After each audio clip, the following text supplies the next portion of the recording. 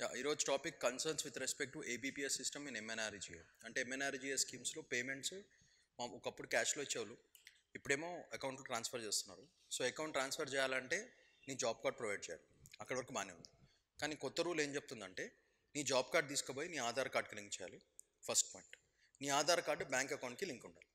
ఈ మూడు జరిగితేనే అప్పుడు నువ్వు వెళ్ళి జాబ్ కార్డ్ చూపిస్తే వాళ్ళ ఆధార్ కార్డ్ చెక్ చేసి నువ్వు నిజమైన వర్క్ ఫోర్సా కాదా అని చెక్ చేసుకుని అప్పుడు పేమెంట్ చేయడం జరుగుతుంది. వినడానికి చాలా సూపర్గా ఉంది, పర్ఫెక్ట్గా ఉంది సిస్టమ్. కానీ యాక్చువల్గా అలా జరుగుతుందా? జరగట్లేదు. There is a lot of discrepancies in this process. So what are the concerns with respect to Aadhaar based payment systems with respect to MNRGS? First point ఏంటంటే ప్రాసెస్ కాంప్లికేటెడ్గా ఉంది. ఎందుకంటే మనకు వినడానికి బాగానే ఉంటుంది కాబట్టి since the technical things are there right beside us in urban areas it is very easy. But if you go to the rural sector, this linking of first Aadhaar card ప్రొడక్షనే పెద్ద ప్రాబ్లం. స్కానర్స్ కరెక్ట్గా పనిచేయవు, so Aadhaar cards production తప్పు. Second, duplication of Aadhaar cards మస్తు జరుగుతాయి.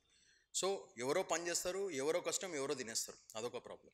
Second problem ఏంటంటే నీ job card Aadhaar card link చేయాలంటే అదొక పెద్ద ప్రాసెస్ లాగా తయారవుతుంది. మళ్ళీ ఆ జాబ్ కార్డ్ తీసుకుపోయి ఆధార్ కార్డ్ లింక్ చేస్తే అనుకో, మళ్ళీ ఆధార్ కార్డ్ తీసుకుపోయి నీ బ్యాంక్ అకౌంట్కి లింక్ చేయాలి. అది అక్కడున్న బ్యాంక్ సిస్టమ్ చాలా ఈజీగా చేయాలి. కానీ అట్లా జరుగుతుందా రూరల్ సైడ్లో? చక్కగా జరగదు. జరగపోనికి ప్రాబ్లం ఫైనల్గా ఎవరు ప్రాబ్లం తింటారు? పనిచేసే వర్క్ ఫోర్స్. ఎంఎన్ఆర్ఈజీఏ స్కీమ్లో పనిచేసే మగవాళ్ళు, ఆడవాళ్ళు, పిల్లలు అందరికీ ప్రాబ్లమే. సో మేజర్ ప్రాబ్లం ఏం కనపడుతుంది అంటే టైంకి పైసలు రావు. నువ్వు జాబ్ కార్డ్ లింక్ లేదంటే నీకు పైసలు ఇవ్వరు, అదొక ప్రాబ్లం. సెకండ్ ప్రాబ్లం ఏంటంటే అదే పైసలు తీసుకుపోయి రాంగ్ అకౌంట్స్లో డిపాజిట్ అవుతున్నాయి. అంటే పని ఎవరిది, ఎట్లా అంటే సొమ్ము ఒకటిది సోకొకటిది టైప్లో ఉంటుంది మొత్తం. సో ఈ ప్రాబ్లమ్స్ అన్ని ఓవర్కమ్ చేయడానికి రీసెర్చ్, గవర్నమెంట్ క్లెయిమింగ్స్ ఎట్లున్నాయంటే లేదు మొత్తం ప్రాసెస్ అంతా పర్ఫెక్ట్ ఉంది, మా దగ్గర నుంచి ఎటువంటి మిస్టేక్స్ లేవు, కావాలంటే ఫ్యాక్ట్స్ చూసుకోండి అని చెప్పేసి చెప్తున్నారు. కానీ రీసెర్చ్ వాళ్ళందరూ ఎగ్జాక్ట్ ఆపోజిట్ చెప్తున్నారు. అసలు అలా పని జరుగుతలేదు, వర్క్ ఇస్తలేదు, పైసలు రావట్లేదు, ఎవరెవరికో పైసలు వెళ్తున్నాయి. అది కాకుండా రిజెక్షన్ రేట్స్, ఎంతమందికి పని ఇస్తున్నారు, ఎంతమందికి పేమెంట్ జరుగుతలేదు. Almost 250% rejections have been done through research paper, వాళ్ళు కనుక్కున్నారు. సో దీని ఇలా పోతూ ఉంటుంటే ఫైనల్గా MNREGA because of the non payment issue it will become a big flop program. MNREGA is a fantastic program, మీ అందరికీ తెలిసిందే ఆల్రెడీ. సో ఈ ఇంప్లిమెంటేషన్ మంచిగా జరగాలంటే technical process should be very very good. So ఈ క్వశ్చన్ బేసిక్గా మీకు మెయిన్స్కి పనికొచ్చే ఆన్సర్కి ఏమేమి పాయింట్స్ రాయాలి, కాజెస్ ఏంది, ఫ్యాక్ట్స్ ఏంది, క్లెయిమ్స్ ఏంది, ఎట్లా సాల్వ్ చేసుకోవాలి అనేది ఇష్యూ. గవర్నమెంట్ ఏం చెప్తుంది, రీసెర్చ్ ఏం చెప్తుంది, this is the data that you have to present in your mains answer. So let's look at each one. So Mahatma Gandhi national rural employment guarantee స్కీమ్లో ఏబిపిఎస్ అంటే, as a set, it is Aadhaar based payment system. First point. So చూడండి, ఇక్కడ Aadhaar based payment system ఈ rural employment స్కీమ్లో చాలా concerns ఉన్నాయి. అసలు ఈ కన్సర్న్స్ ఫైనల్గా దేనికి దారితీస్తా అంటే exclusions and violation of rights. Right to work, right to payment అనేది మన కాన్స్టిట్యూషన్ ప్రొవైడ్ చేసింది కాబట్టి those are working should be done perfect payments. ఈ రైట్స్ వయలేట్ అవుతున్నాయి, ఎక్స్క్లూజన్స్ జరుగుతున్నాయి. First point. మీరు మేజర్గా your answer should start with that. Second, what are the different things that you have to look into? First is exclusionary design of that particular software. అదేం చేస్తుంది అంటే నువ్వు provide చేయకపోతే reject చేస్తుంది. So rejections 250% దాకా పోయినా అంటే just imagine ఎన్ని రిజెక్షన్స్ అని. అంటే పని అయిపోయిన తర్వాత కూడా వాళ్ళకి పేమెంట్ దొరుకుతుంది, కొంతమందికి అసలు పనే దొరుకుతలేదు. సో ఈ రెండు కూడా మైండ్లో పెట్టుకోవాలి. ప్రాసెస్ ఏమో కొంచెం కాంప్లికేటెడ్గా ఉంటుంది, especially in the rural areas. Next ఇది చూడండి, సీడింగ్ అంటే connecting this Aadhaar card with respect to job card. ఇది ఒక పెద్ద ప్రాబ్లం. సో మెయిన్స్లో మీరు రాయాల్సిన ఫస్ట్ పాయింట్ ఇది. Second, Aadhaar card to bank accounts, ఇది second problem.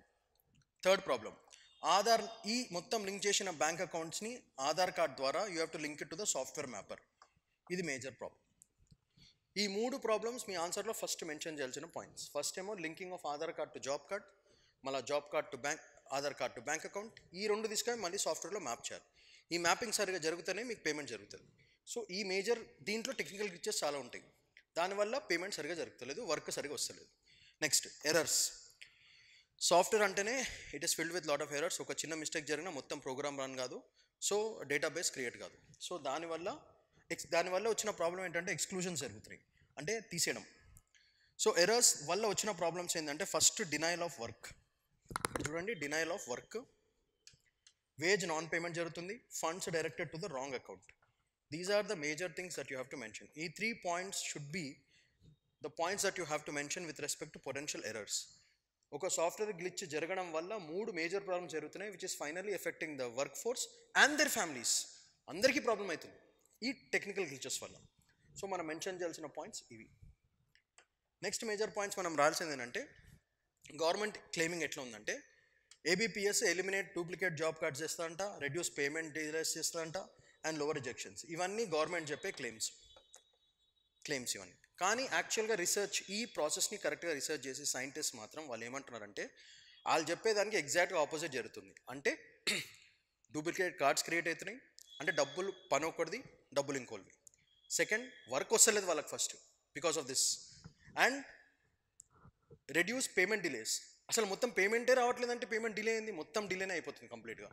And rejection ratios చాలా తక్కువ ఉందని చెప్తున్నారు, కానీ రిజెక్షన్ రేషియోస్ అరౌండ్ 250% ఉన్నాయి రీసెర్చ్ ద్వారా. అంటే ఎంతమందికి పని దొరకలేదు, దొరికిన వాళ్ళకి ఎంతమందికి పేమెంట్ వస్తుంది, పేమెంట్ వచ్చినా సరే ఎంతకాలం పడుతుంది. ఈ 3 పాయింట్స్ మనం మైండ్లో పెట్టుకుని, this point is a very very important point. Next, deletion issues. 247% have been deleted. అంటే వాళ్ళు పని చేస్తారు, వాళ్ళ పేర్లు ఉండవు, గాన్ మొత్తం అంతా. నెక్స్ట్, ఆడిట్ లేదు, పబ్లిక్గా అవైలబుల్ ఆడిట్స్ లేవు.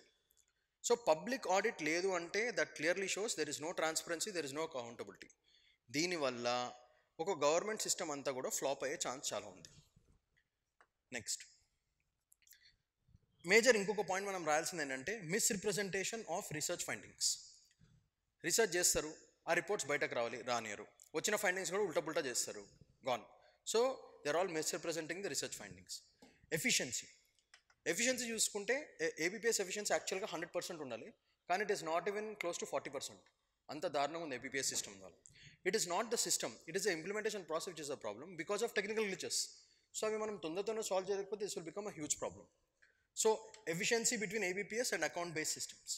సో ప్రీవియస్గా డైరెక్ట్ అకౌంట్లో ట్రాన్స్ఫర్ చేస్తుంటే, ఇప్పుడేమో ఆధార్ కార్డ్ ప్రొవైడ్ చేస్తే కానీ జాబ్ కార్డు, ఆధార్ కార్డు ఇవన్నీ లింక్ చేసి అప్పుడు ఆ సాఫ్ట్వేర్ మ్యాప్ చేసుకుని, ఆ సాఫ్ట్వేర్ కనుక మ్యాప్ చేసుకుంటేనే మీకు పేమెంట్ వస్తుంది. దానివల్ల ఏమైపోతుంది, పేమెంట్ డిలేస్ అవుతున్నాయి. నెక్స్ట్, రిజెక్షన్ రేట్స్ చాలా హైగా ఉన్నాయి. Research paper shows no statistical significant difference in rejection rates between ABPS and account based payments. This one of the facts that you have to mention. So ఇవన్నీ problems మనం కనుక solve చేయాలంటే, advocacy చేయాలంటే, we should go find out what is happening and make sure that the process is being implemented properly. అలా చేయడం వల్లనే MNREGA scheme will be a super success in future, లేదంటే it will become a super flop. So మనం మెయిన్స్లో రాయాల్సిన ఆ major 5 to 10 points మనం రాసుకుంటే, you will get a fantastic score if this question comes in your mains exam.